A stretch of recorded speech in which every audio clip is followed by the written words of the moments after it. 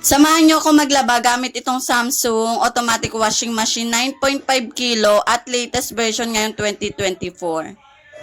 Konti lang naman yung ilalagay natin kasi sabi nila, wag daw masyadong punuin kasi alam nyo yun, madali daw masira yung mga automatic washing machine kapag pinupuno yung loob ng washing machine. Kaya konti-konti lang tayo maglaba. Ayan, isi-set up na natin. Pero bago yan, lalagyan pala muna natin ng sabon at saka conditioner sa loob. Naubusan pala ako ng liquid detergent, kaya itong powder na lang muna yung gagamitin ko. Pwede rin naman kasi ayan yung silbi ng mga parang wheels dyan, parang umiikot yan sa loob para tunawin niya yung powder. So ayan, nalagyan na natin ng powder. Dito naman tayo sa detergent. Ikot lang natin kasi nasa likod yung yung lagayan. Hindi naman yan masisira, ikot lang natin. Then ayan, medyo taas-taas open natin. Lagyan natin ng ayan, conditioner.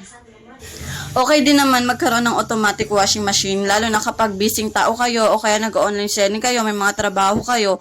Kasi nga, wala ka nang gagawin. Isasalang mo na lang tong mga damit, tapos, yan, kukunin mo na lang siya kapag natapos na, kapag na-dryer na. So, 'di ba sobrang easy niya gamitin. Pagkatapos pala, isi-set up na natin to. Open lang natin. Then, ayan, pili lang tayo dyan kung normal, quick wash, may mga beddings, jeans, yan. Pipili lang tayo. And normal lang naman yung ating lalabahan. Kaya normal lang. Tapos, iset natin kung gano'ng kadaming tubig.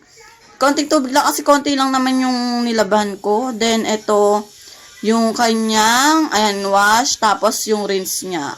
Ayun lang kung gano'ng katagal. Madali lang naman iset. Tapos, i-play nyo na. Yan. Ayan na. After nyan, hintayin nyo na lang kung sana siyang maglalagay ng tubig. Then, ayan, kusa na rin siyang magbabanlaw, kusa na rin siyang magda-dryer. As in, wala na talaga kayong gagawin. Hihintayin nyo na lang talaga.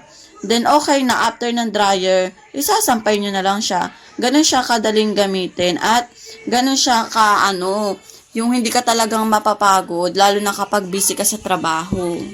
Ayan pala yung tubig niya, 'di ba? Naglalagay na siya kusa ng tubig. At saka natutunaw na rin yung nilagay nating powder diyan sa loob, yung sabon niya.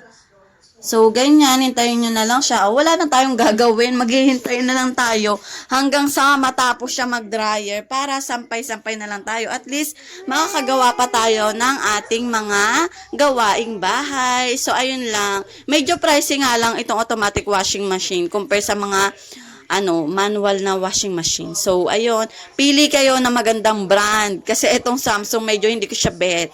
So, ayun lang.